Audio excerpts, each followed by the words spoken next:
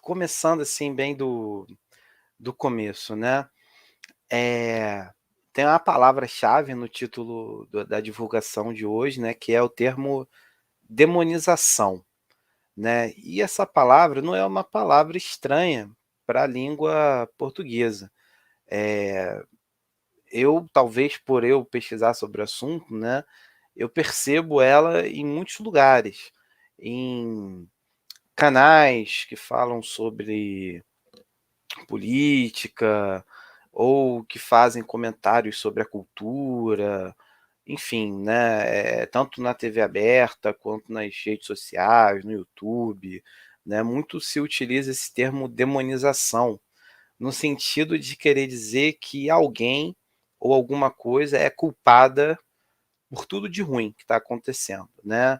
Está se demonizando fulano agora por causa disso, ou está se demonizando tal assunto como responsável, tal objeto, tal produto da nossa época, enfim, tal costume, como se ele fosse o responsável por tudo de ruim que está acontecendo, né. É nesse sentido mais amplo que a palavra demonização ela é utilizada no jargão cotidiano, né, de imputar toda a culpa, todo o mal em uma determinada situação a algum agente, certo?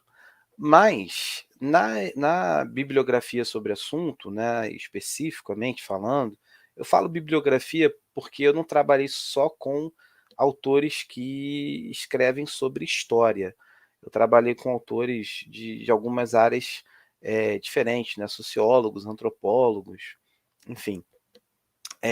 A demonização, ela não é apenas isso, né, a demonização ela é vista como ela precisa ter, né, além dessa situação de botar a culpa por todos os o que está acontecendo de ruim, precisa ter uma associação com o diabo, né, precisa realmente, nesse discurso de culpabilização por todas as desgraças, ter uma associação com o diabo. Então não basta a pessoa ou o hábito, a prática cultural, enfim, estar causando todos os problemas, ela também é uma pessoa que é subalterna ao diabo, trabalha para o diabo, age de acordo com desígnios diabólicos, ou alguma coisa que foi semeada no nosso meio para causar o nosso mal e foi colocada aqui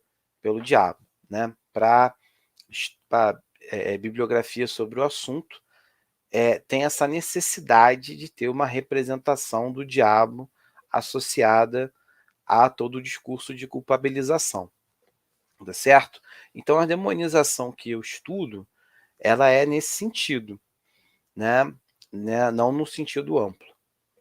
E aí eu busquei na na bibliografia conceitos que, né, me fizessem entender melhor o que era. Lá quando eu estava definindo o tema para a tese, eu: "Bom, eu quero estudar demonização, mas o que que é demonização? Vamos pesquisar". E então eu percebi alguns problemas. Primeiro que muitos autores não definem o que é demonização. Empregam a palavra simplesmente como se fosse apenas uma questão de o leitor buscar no dicionário ou o leitor já sabe do que se trata e leitura que segue, vai fazer completamente sentido, eles inferem isso. Mesmo autores que vão considerar isso um ponto central da sua análise, tá certo? Já outros autores, eles chegam a dizer o que é demonização, mas, eles têm uma visão restrita do que é demonização. Restrita em qual sentido? Eles, consideram que somente pessoas ou grupos vão ser demonizáveis. Então, por exemplo, eles falam de a demonização dos judeus, a demonização dos muçulmanos, a demonização das bruxas, a demonização dos hereges, tá certo? Mas eles não falam, não chegam nem a escrever dessa forma, né? A demonização da heresia, a demonização do judaísmo ou a demonização do Islã, né? Para eles, a demonização é um processo que vai colocar um grupo como sendo associado ao diabo e vai permitir que esse grupo sofra desde sanções até extermínios por parte da hegemonia eclesiástica, da ortodoxia eclesiástica da época, certo? E mesmo quando se tem um trabalho como no livro Demonizing the Other, organizado pelo Robert Wistrich, mesmo quando tem um capítulo inteiro só para definir o que é demonização, essa tônica se mantém. É um grupo que é demonizado, a demonização ela vai ter esse sentido de aniquilação da humanidade do outro, né? Então, ao ser demonizado, uma pessoa ou um grupo, ela começa a ser tão associada ao diabo que ela é vista pelos outros como alguém que não é mais humano, alguém que virou um monstro, alguém que é sub-humano, alguém que é agente de uma força maléfica que põe a sociedade em risco. E isso tudo acaba servindo para que as pessoas se sintam confortáveis ou até como agentes do bem ao exterminar um grupo demonizado, né? Em outras palavras, é como se ao demonizar um grupo como as bruxas, os judeus, o Islã, os hereges, aquelas pessoas que promovem a matança, o extermínio desses grupos, vão se sentir fazendo o trabalho de Deus, fazendo algo bom, combatendo o mal, mesmo que cometam crueldades terríveis, né? Assassinem inocentes, crianças, pessoas indefesas, idosos, né? E que essa demonização, ela nem sempre, por mais que ela traga esse lado religioso, né? Porque associa com uma entidade aí religiosa, né? Com o diabo, por mais que tenha esse lado, nem sempre a demonização vai ser causada por tensões religiosas, né? Pode ser utilizada contra adversários econômicos, contra adversários políticos.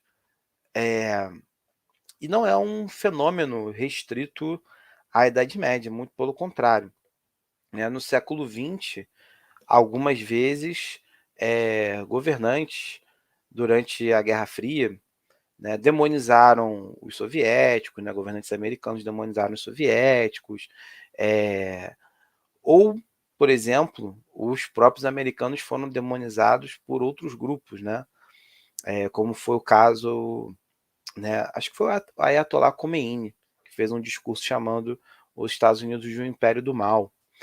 Então, essa questão da demonização tem essa lacuna, né, ou melhor, essa limitação.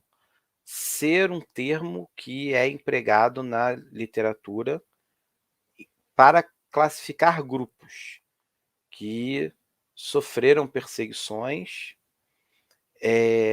tendo associações à representação do diabo como parte dessas perseguições, tá certo? Mas isso que eu estou colocando aqui para vocês já é uma síntese minha. Como eu falei, né, a maioria dos escritos não vai considerar ser necessário fazer uma definição e uma conceituação da palavra. Então, logo de começo, eu fiquei sem saber o que era demonização. E aí, pesquisar o que era demonização acabou se tornando o objetivo da minha tese, né? E para isso, eu como vocês já sabem, né, faço parte do programa de pós-graduação em História Comparada também, da UFRJ, e então eu resolvi, junto com a minha orientadora, buscar um método comparativo que me ajudasse nesse objetivo, a realizar esse objetivo de entender o que é demonização.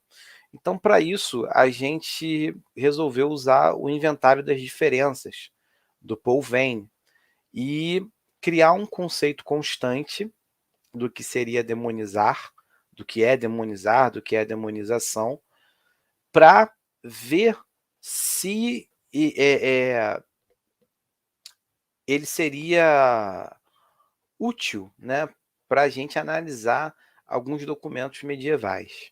Então, como a literatura ela não tinha uma definição muito precisa ou largamente consolidada, consensual, enfim, ou mais ou considerada, né, pela maioria dos autores como sendo a definição que melhor se aplicava, a gente cunhou um termo constante de que demonizar seria simplesmente associar alguém ou alguma coisa ao diabo, né? Então, para começar as análises, a gente tinha esse conceito que serviu como a nossa ferramenta de estudos aí, né? Que demonizar seria associar com o diabo. Ponto. Né? Nós não nos limitamos a considerar apenas grupos. Qualquer coisa que fosse associada ao diabo poderia ser considerada demonizada. Um conceito amplo e bastante útil para a gente explorar a documentação. E, como vocês já devem ter percebido, eu falo muito em representação, porque eu também trabalho com as ideias do Roger Chartier e o conceito de representação, de prática, de transmissão, de apropriação, que ele cunhou, né? Ele definiu. Então, além desse problema, dessa lacuna na historiografia, eu também notei outra coisa ao fazer a análise da literatura sobre o tema. É que tinha duas vertentes, assim, bem nítidas, de duas tendências de por onde a literatura ia.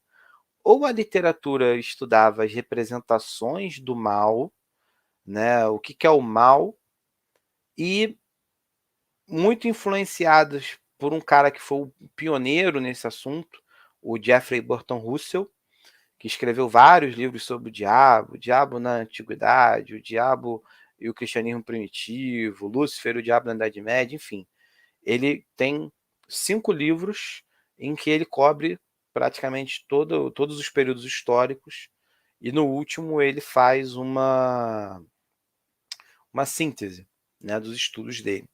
E ele meio que lançou uma tendência de que, ora, se para entender o mal, a gente precisa entender o que as pessoas veem como mal, conceituam como mal.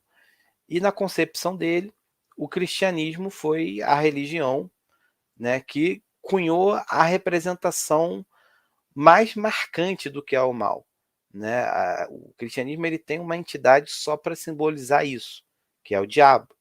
Então, por lógica, para ele, estudando o diabo, estudando o que as pessoas entenderam que foi o diabo ao longo da história, né, as mudanças nas representações do diabo ao longo da história, ele conseguiria responder à questão dele de o que é o mal para a humanidade, o que a humanidade vê como um mal. E aí, então, você vai ter até hoje vários autores escrevendo nesses moldes.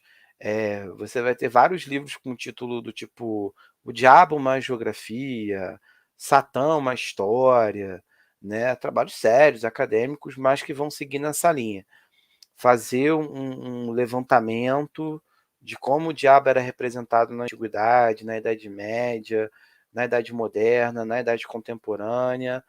Isso pode ser uma parte do livro para cada um desses períodos, ou um capítulo do livro para cada parte desses períodos, e no final, esses autores vão propor alguma leitura, né, sobre o assunto, alguma interpretação, vão fazer algum tipo de alerta, vão destacar qual é a problemática, o que a representação do diabo revela sobre a nossa sociedade, enfim.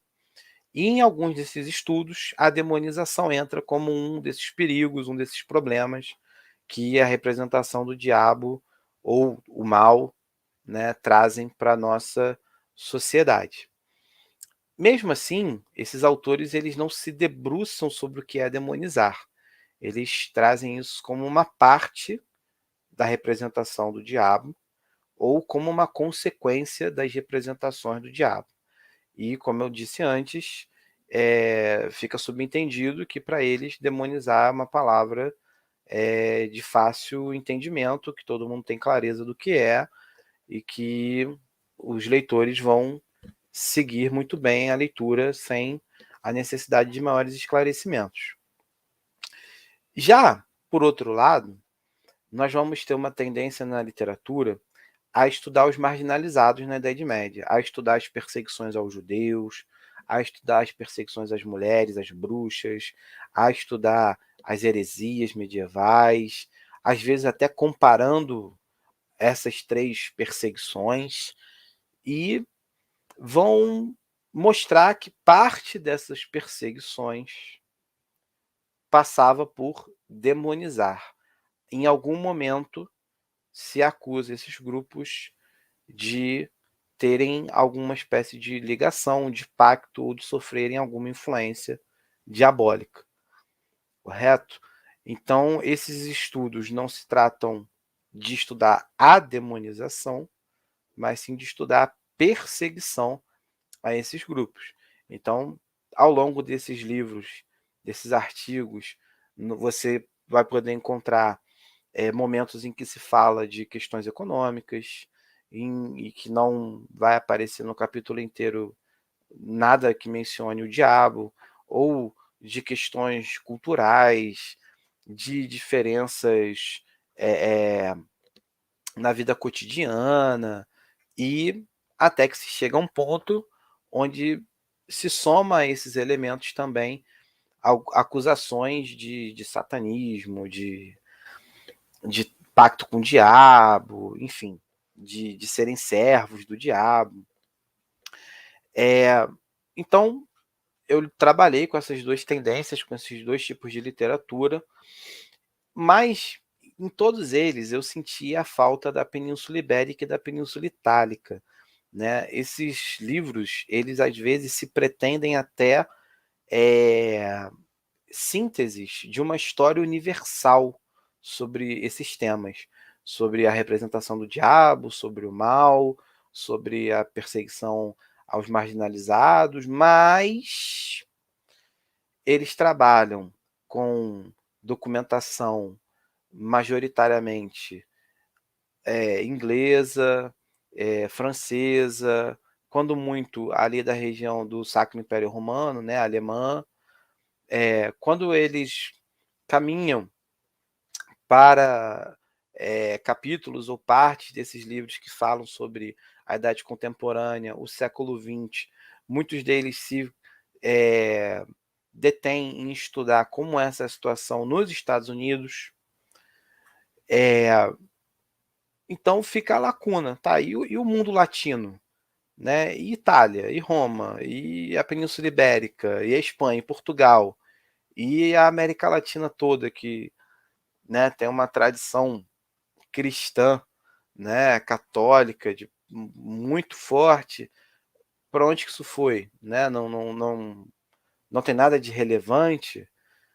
Então, nesse ponto,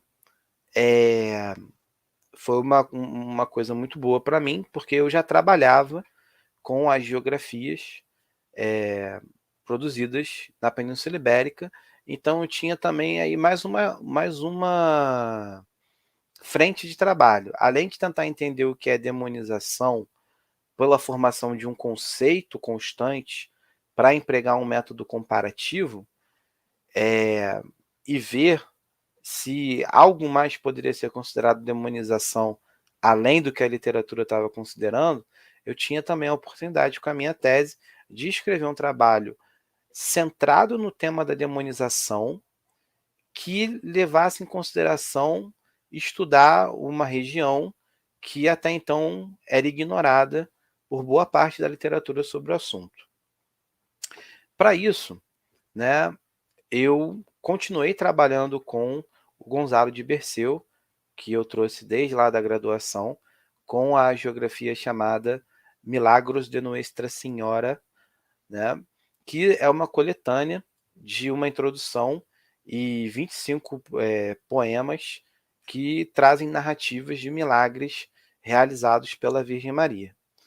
E em algum desses milagres existe a presença do diabo como antagonista dela. O outro documento que eu trouxe para comparar, né, o Gonzalo de Berceu, eu já mencionei, ele era um padre que teve a sua educação toda realizada no ambiente de um mosteiro, o mosteiro de São Milão de Lacogolha. Ele nunca se tornou monge, mas ele escreveu algumas agiografias sob encomenda desse mosteiro e visando ali alguns interesses dessa instituição.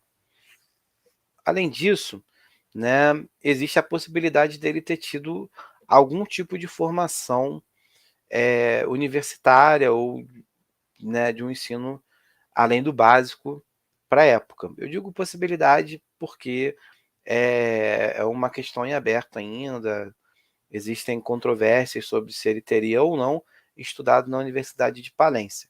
Mas o fato é que nos seus escritos ele demonstra ter certas técnicas e certas competências que só eram ensinadas nesses ambientes à época do século XIII. Tá certo? O segundo documento, que eu já tinha usado também, eu usei ele na minha dissertação de mestrado, foi o Liber Mariae, ou Liber Maria, que faz parte de um livro maior, um tratado sobre a vida de Jesus e Maria, né, o Liber Iesu et Maria, que foi escrito pelo franciscano Juan Gil de Zamora, também no século XIII. O livro do Juan Gil de Zamora, o Tratado do Juan Gil, ele já é escrito em prosa, né? Eu esqueci de mencionar que os milagros estão escritos em dialeto riojano, né? São um dos textos mais antigos escrito em castelhano, que seria próximo do castelhano atual, né? Já o Liber Maria, do Juan Gil de Zamora, o franciscano, ele está em prosa, está em latim, e o Juan Gil de Zamora ele foi um dos primeiros franciscanos ali da Península Ibérica, né? Ele está ali bem no iniciozinho do movimento franciscano em Castela. Ele foi liderança na província franciscana de Zamora. Ele foi preceptor, né? Ele foi tutor do Sancho IV, filho do Afonso X, né? Então ele foi responsável pela educação de um príncipe. E ele tinha ligações, né, com a corte, provavelmente assessorava ali a corte afonsina em alguns trabalhos. Ele tem vários escritos sobre diversos assuntos considerados científicos para a época, tratados sobre veneno, sobre animais, sobre pedras, sobre astronomia, enfim. Ele, além de franciscano, pregador, professor no estúdio franciscano, ele também era o que hoje nós chamaríamos de um intelectual, né? Ou que o Legoff chamaria de um intelectual. E por fim, para também trazer, não apenas, mas para também trazer algo além do que eu tinha feito na dissertação, eu incorporei as cantigas de Santa Maria, né, compostas aí sob o patrocínio do Alfonso X de Castelo, o rei sábio, também no século XIII.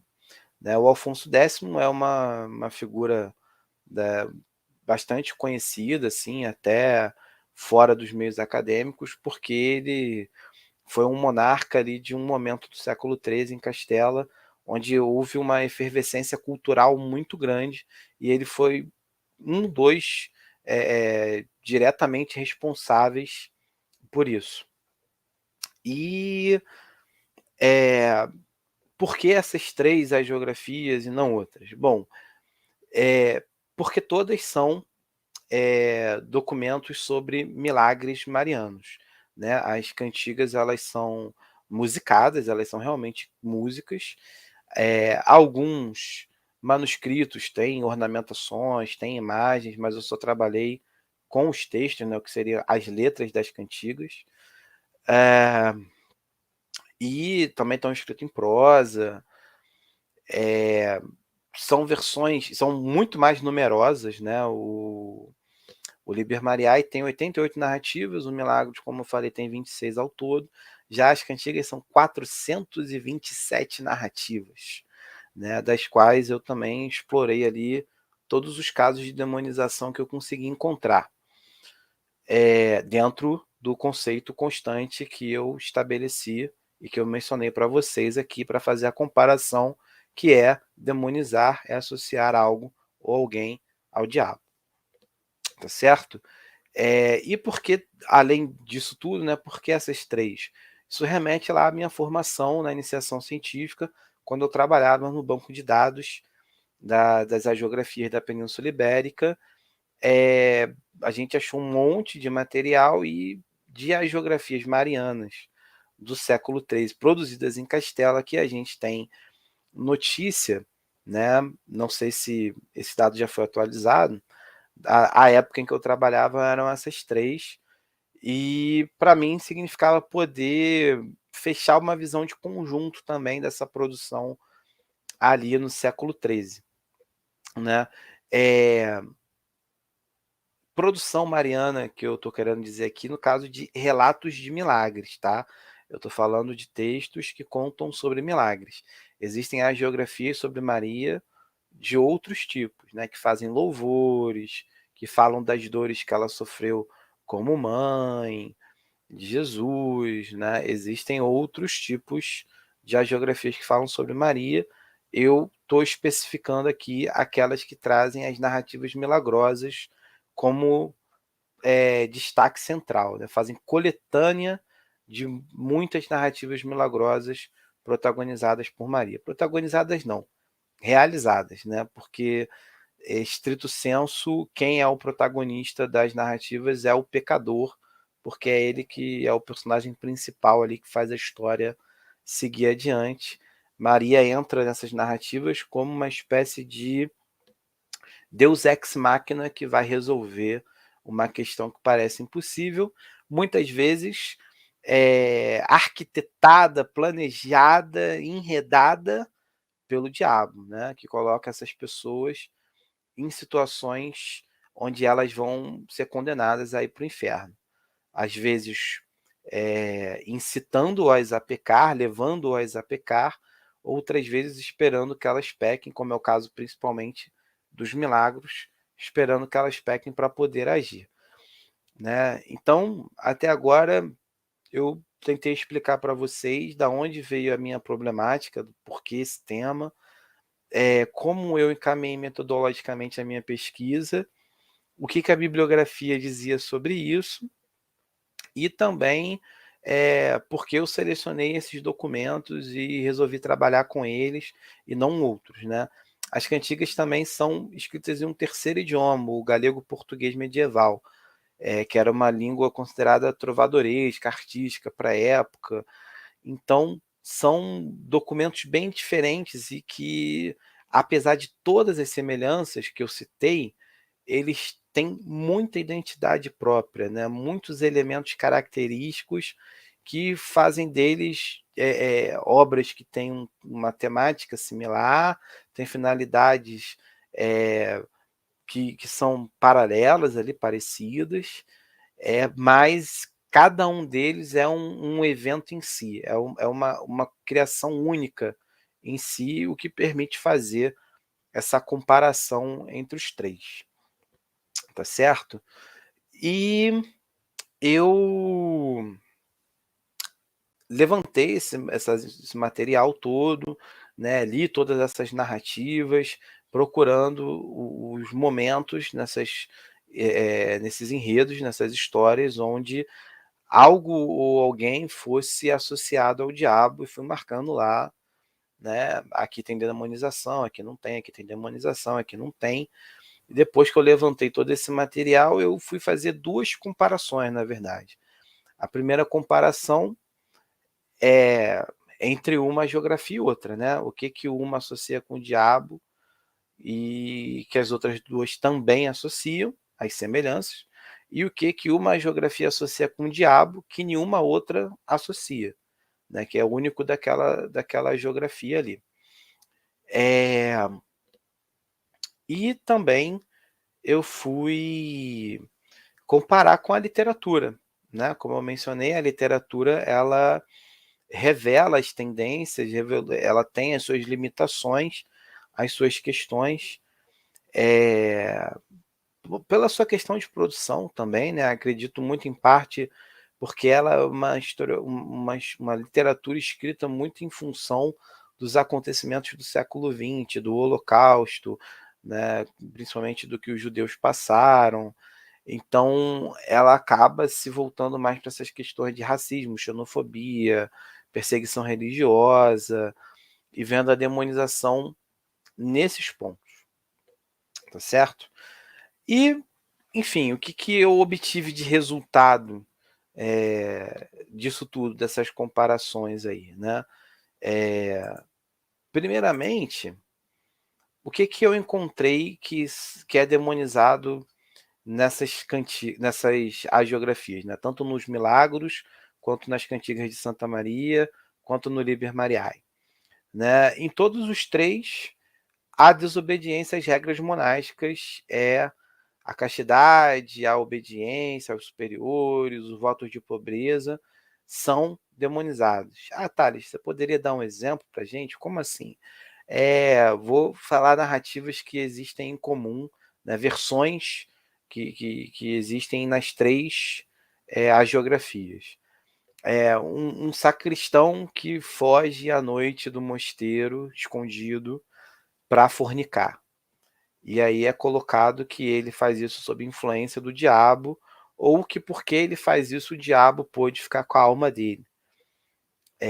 Então aí ele está desobedecendo as regras, ele está quebrando os votos, ele está fornicando, e está fazendo isso porque o diabo tem uma influência ali naquela situação.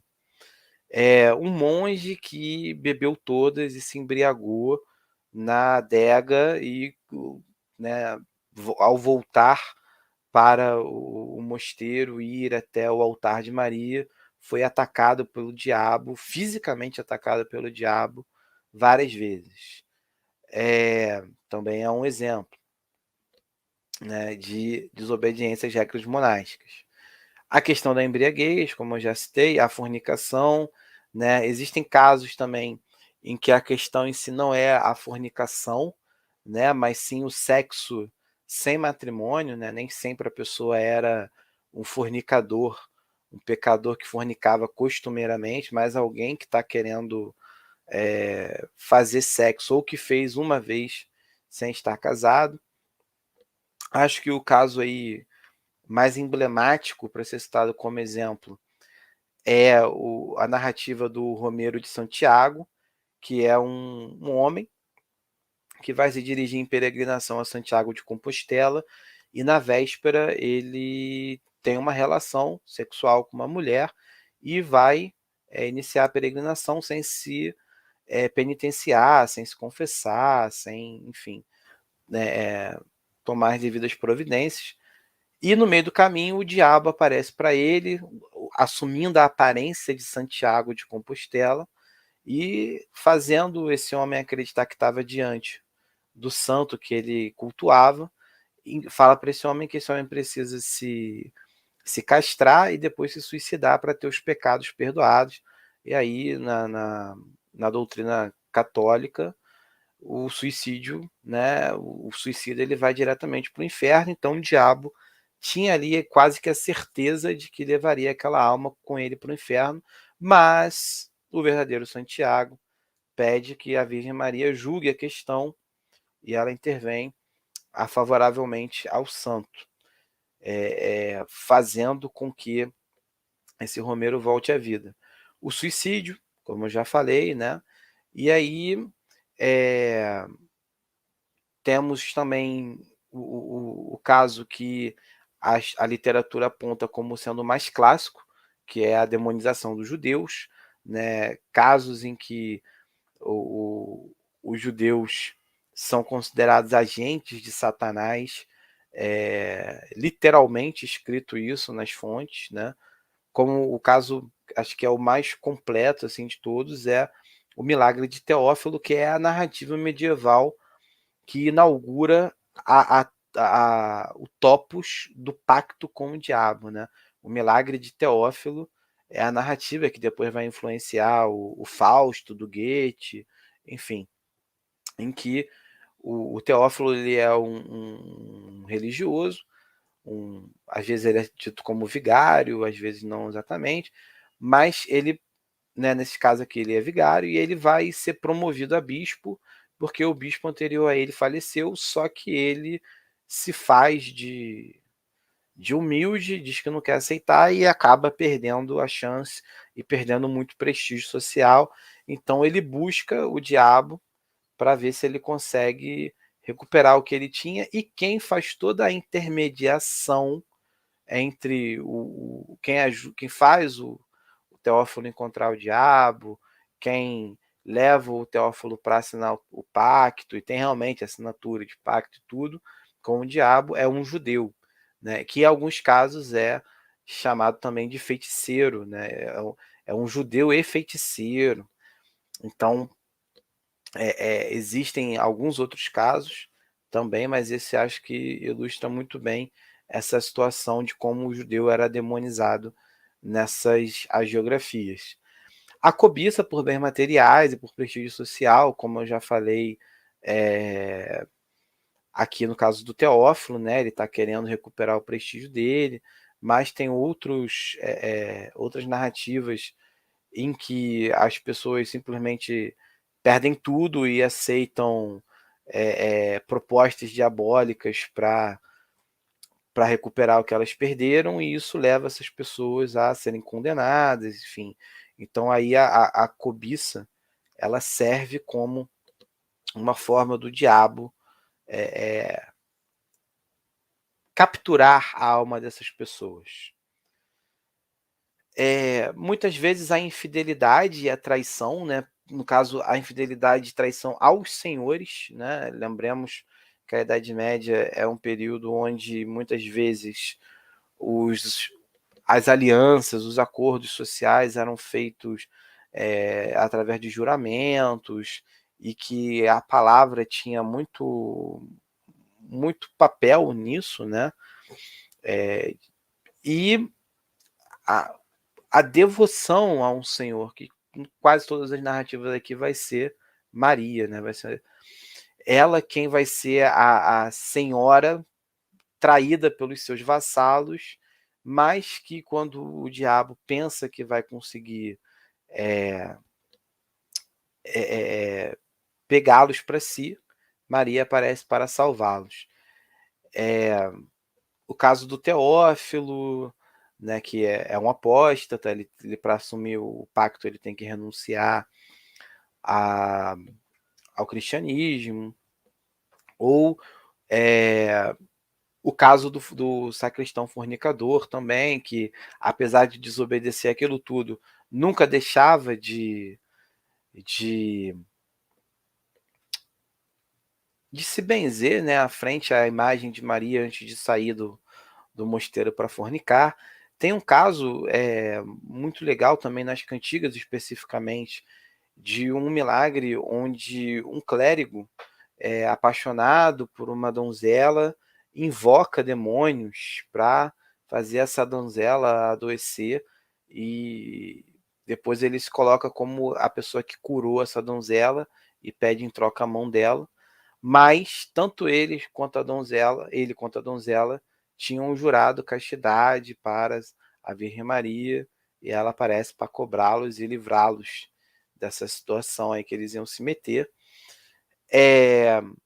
A profanação de templos, né? Em alguns casos, atos de violência, atos de blasfêmia, e de vandalismo. Vandalismo é péssimo falar para a Idade Média, né? Mas enfim, né? De danos ao patrimônio de templos, principalmente de imagens marianas, são causados por pessoas influenciadas pelo diabo, principalmente no que diz respeito a judeus que querem que profanam esses templos cristãos, ou a pessoas que praticam jogos de azar. Nas cantigas de Santa Maria, os jogos de azar são demonizados algumas vezes e sempre envolvem o jogador tendo um comportamento translocado por ter perdido tudo no jogo e praguejando e culpando Deus e Jesus e Maria pelo azar, e aí arremessa uma pedra na imagem da santa, e por aí vai. Sequestra o menino Jesus do braço da Maria, enfim. O que mais? Os mouros, né? Por incrível que pareça, é uma hipótese que muita gente teria de que os mouros seriam extremamente demonizados nesse momento pelo contexto, mas eles não são sequer citados nem nos Milagros e nem no Liber Maria, e são demonizados apenas nas cantigas de Santa Maria, mas num tom e numa intensidade bem menor que os judeus. E por fim, né, não é um grupo de pessoas, não é um comportamento, não é uma prática social, não é um ato, não é nada disso, mas à noite, né, o tempo noturno, as horas em que fica escuro à noite, ela é demonizada nessas três agiografias, porque muitas vezes é dito que o momento em que se pode encontrar o diabo, em que você vai achar o diabo, são as horas noturnas. Então é nesse momento do dia em que o diabo aparece, ou seja, está associado a uma representação do diabo, né? O diabo e a noite fazem parte ali de um universo de representações interligadas, tá certo? Bom, como vocês puderam perceber, e se não perceberam, agora eu vou falar para vocês perceberem, às vezes, né, nessas narrativas, o diabo leva as pessoas a pecar e usa a fornicação, a embriaguez, a frustração com o jogo, enfim, usa algum comportamento humano como tentação para fazer essas pessoas pecarem. Então eu considerei isso uma associação ao diabo, porque esses comportamentos, essas atitudes, fazem parte de um plano diabólico, são as ferramentas que o diabo usou para alcançar essas pessoas, né? Estão relacionadas ao que o diabo pode fazer com as pessoas, fazem parte do arsenal, do rol de táticas, de estratagemas diabólicos. Por isso eu considerei essas coisas demonizadas, e em algumas outras narrativas, principalmente no Milagros, né, de Nossa Senhora, que é onde o Gonzalo de Berceu tem uma estrutura de escrita narrativa em que primeiro a pessoa peca e depois o diabo age sobre ela, né? É, esses esses comportamentos, eles não fazem parte de um estratagema do diabo, mas são eles que, ao serem cometidos pelas pessoas, possibilita são eles que possibilitam que o diabo atue, né? Então eles abrem a porta, eles são a deixa para o diabo entrar no enredo. Se não fossem eles, não teria nem diabo na história. Então, por isso também consideramos que a mensagem dessas narrativas condena esses comportamentos, e embora eles não sejam, como no primeiro caso, algo do diabo em si, né, eles propiciam a aparição do diabo, né? São erros humanos que propiciam que o diabo haja, né, atue sobre a humanidade. Pois bem, eh, como vocês já podem ter reparado, essas, eh eh, esses elementos demonizados que eu, detectei nessas agiografias e analisei e estudei, eles vão bem além da do que a literatura dizia, né. Primeiro que não são apenas grupos, né, costumes, lugares, até tempos, né, do dia podem ser demonizados. Então, praticamente qualquer coisa está passível de demonização. E aí, o que que isso significa então? Né, por que que isso acontece? Apenas porque se deseja extirpar, extinguir, excluir, marginalizar essas pessoas e grupos? Não, porque nós vimos ali que certos comportamentos de eclesiásticos também foram demonizados, né, a desobediência às regras monásticas, e ali a intenção não era condenar esses grupos ou extirpar esses grupos. Ninguém ali queria condenar os monges, né, ninguém ali estava querendo escrever para condenar os vigários gananciosos, não. Ali era uma questão de condenar um comportamento para fazer um controle social, para que a demonização servisse para que as pessoas tivessem um comportamento esperado pelas autoridades eclesiásticas, né. A demonização, ela serve aí como um discurso de medo, de tabu, enfim, né.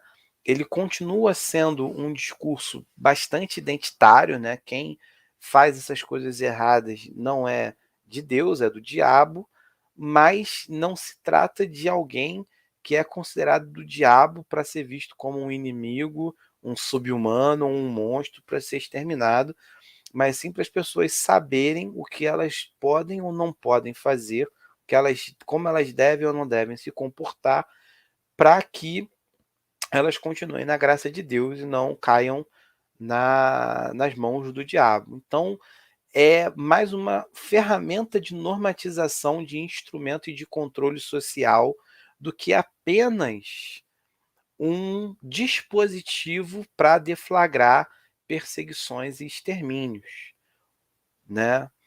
Eh, então, hã, a demonização aí, nesses casos, nessas agiografias, me permitiu ver que vai muito além, eh, do que a literatura vinha dizendo até então, né. Não eram apenas grupos de pessoas, era comportamentos, horas do dia, praticamente qualquer coisa, e que a demonização ela não é esse evento explosivo, né, de: "Olha, houve aqui uma demonização dos judeus porque está tendo a peste negra, vamos exterminar todos os judeus da cidade". Ou um grupo herético que está se formando, está batendo de frente com a ortodoxia e ele vai ser demonizado para que se justifique ações violentas contra essas pessoas.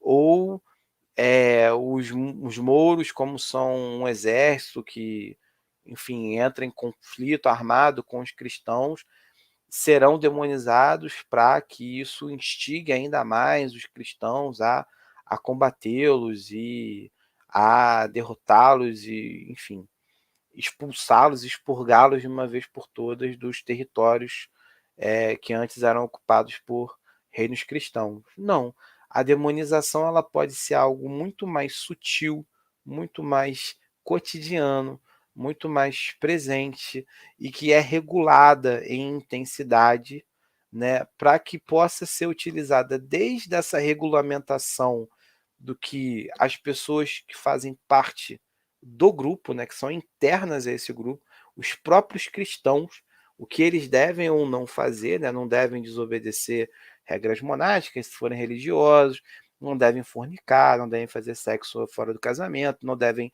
jogar jogos de azar, e também essa demonização ela pode ser escalonada, intensificada para justificar pogroms, guerras, cruzadas, né, extermínios de heresias, enfim, queimas de bruxas, como geralmente a literatura passava a considerar, né, já vinha considerando. Então, eu acho que é isso, assim, né?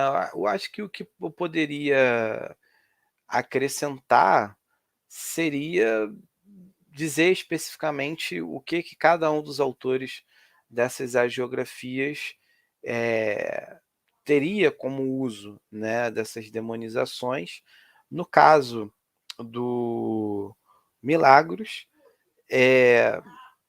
são escritos direcionados ali para os monges do mosteiro de São Milão de La Cogolha e para as pessoas que por ali passavam, que vivem no entorno daquela comunidade.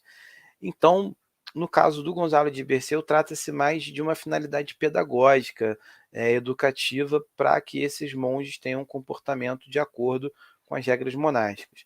No caso do Liber Maria, ou melhor, no caso das cantigas primeiro, né, indo por uma ordem cronológica, no caso das cantigas, tem todo um esforço do Afonso X de escrever um conjunto, né, de milagres ali, de cantigas, que seja, né, uma prova da sua devoção por Maria. Ele próprio elenca isso como um dos motivos, mas ali também tem uma questão de controle social da autoridade régia, né? Por exemplo, a preocupação com os jogos de azar, né, a regulamentação da ordem social. É, acredito que no caso do Afonso X, a condenação aos judeus, né? Ou melhor, vou falar disso daqui a pouco, para não perder o raciocínio. E o Liber Mariae, ele já tem uma, uma tônica mais voltada para material para pregação, para aqueles alunos que faziam parte do Studium franciscano. Ele, né, já é um texto escrito em latim, em prosa, a circulação dele fica mais restrita um pouco dessa forma, embora ele possa ser material de pregação, então ele possa chegar muito mais longe, né, de maneira indireta. E embora ele não faça uma condenação explícita das outras formas de vida religiosa, como essas narrativas acabam falando de pecados cometidos por padres, por monges, por vigários e não por frades, né? Isso acaba de certa forma trazendo para eles também, para os frades franciscanos, né, para as ordens mendicantes, um certo ar de nós temos uma proposta melhor, de mais segura, menos passível à ação do demônio do que, né, de vida religiosa do que as anteriores. Eu deixei para falar dos judeus por último, e dos muçulmanos também, enfim, desses casos onde existe essa demonização do outro, do diferente, né, do grupo que é visto como externo, e que a literatura bate tanto, porque no caso do Rangel de Zamora e no caso do Gonzalo de Berceu, é difícil estabelecer um motivo circunstancial do contexto do momento para que eles tenham feito essa demonização dos judeus, né?